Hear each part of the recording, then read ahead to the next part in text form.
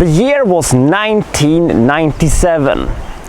I was as big as a film nerd as I would ever be and continue to be. And while I was so enjoying the arguably greatest movie year of all time, there was one movie I was a little annoyed that people would just keep talking about and praising and doing all this, and that was Life is Beautiful. I wanted to talk about LA Confidential, Starship Troopers, I wanted to talk about Face Off and all that stuff, but people were just talking about this fucking Italian comedy drama that seemed to be just a bleh. Bleh. I wasn't too into it. And I never saw it, and it never was shown on TV for some reason, and I kept missing it and kept missing it and kept missing it until 7 weeks ago. Then I saw Life is Beautiful. So my final review for the Italian 2020 edition collection of videos is going to be the movie Life is Beautiful. Is it as good as they say? Or is this simply don't believe the hype kind of a thing?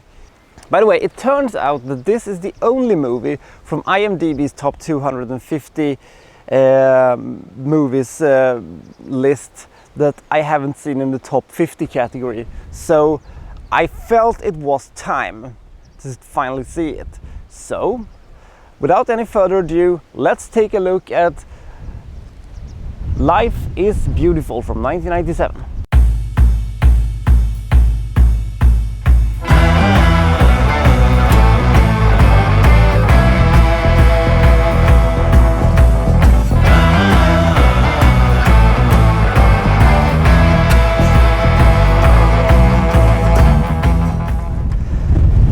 Can you make a comedy about the Holocaust?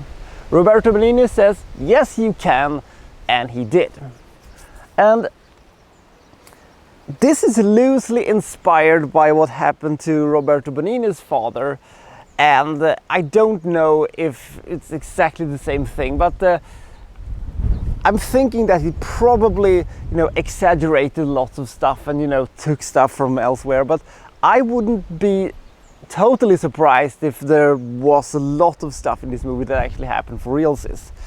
Now, what did surprise me about this one, because I thought that this was going to, start in a death camp or something like that, but we're going to start this movie with a 45-minute sequence, basically, of how he finally met his wife.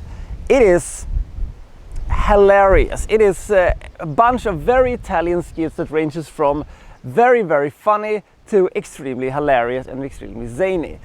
Then we go to the death camp. So, long story short, Roberto Benigni plays a man in Tuscany who is Jewish and ends up in a death camp along with his son. His wife also volunteers to go into the death camp. All his life he has sort of filled him with images of imaginary worlds and stuff like that. So Roberto Benigni doesn't want his son to be afraid. He doesn't want him to know what they are in for, because, well, he's a kid. It is cruel, he figures, to tell him what they're in for. So he tells him that this is a game. They're not here. They're here of their free will, because they are entering a game to try to win a tank. Because his son is obsessed with tanks, and so the kid goes along with it because he also wants to win the tank. And every time that he thinks that, well, why are you don't think they're gonna kill us or anything? No, that's just what they're saying to try to keep you from winning the tank. How long is it going to be able to keep this charade going? And are they going to make it out of the death camp alive? Stay tuned to find out.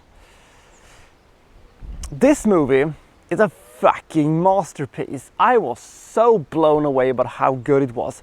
I had no idea how funny it was going to be. I had no idea how heartbreaking it was going to be. I didn't know how incredibly feel good it was going to be. And this also proved one of the things I've always been a little bit annoyed about. This is why it was a dumb idea to make Schindler's List in English and black and white. Because you're losing the authenticity when you have people speaking German and Italian, and the imagery of the horribleness of the Holocaust just becomes so much more powerful in color. There, I've said it, and I will probably say it again some other time. But all these things leaves you with a big ball of lump of ice where your heart used to be. But for some bizarre, mad reason, Roberto Benigni is able to bring you back into the "oh, that was fucking hilarious" kind of a situation. Life is Beautiful is somehow able to combine the horribleness of the Holocaust with comedy and an imaginative world that feels like a Taika Waititi or a Wes Anderson kind of a storytelling thingy, and it works. It somehow works, and I have no idea how they did it. If I could have one little criticism about this movie, I think it would be that because we know how much he loves his wife and how important she is to him and to the family, and that we spend 45 minutes of really, really funny and zany slapstick Italian wonderfulness to see now how in what length he went to get her. I think she just becomes a bit of a very, very, very marginalized side character once they enter the death camp, because it focuses a lot on the son and the father. And I do understand why that is, but in that case she sort of becomes very marginalized, and I thought she could have been more utilized, but that's beside the point. Because I was very, very gradually growing very fond of this movie. But then came the ending. The motherfucking ending, which was an absolute home run success. I was sitting there thinking, wow, this movie is really great. And then boom, here comes the ending, and I was all like, oh my god, they did it. And I realized that yes, this is as good as they say it is. Yes, this is as funny. Yes, this is as heartwarming and heartbreaking at the same time as they say it is. I cannot see anybody else except Roberto Benigni in this role. This movie could not have been made by anybody else or anywhere else than here in Tuscany and in 1997. And if you have missed this one, do see it, because it is great. It is very, very great. Also, and this probably is probably the most famous sequences, but it is, when I saw it first, I was almost belly laughing. That it is the Lost in Translation sequence. You know what I'm talking about when they're gonna explain the rules. And it is so geniusly done, and it is so funny. This is absolutely top class. I give this movie, for its big heart, its enormous bravery, a big 97 points. This is an absolute super movie, and you should definitely go and see it. It is super great. So this is my last hotel review, and it is my last review of the entire Italy 2020 edition.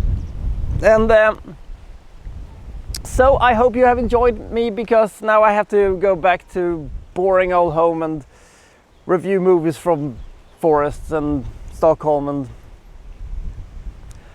stuff like that, you know, usual stuff.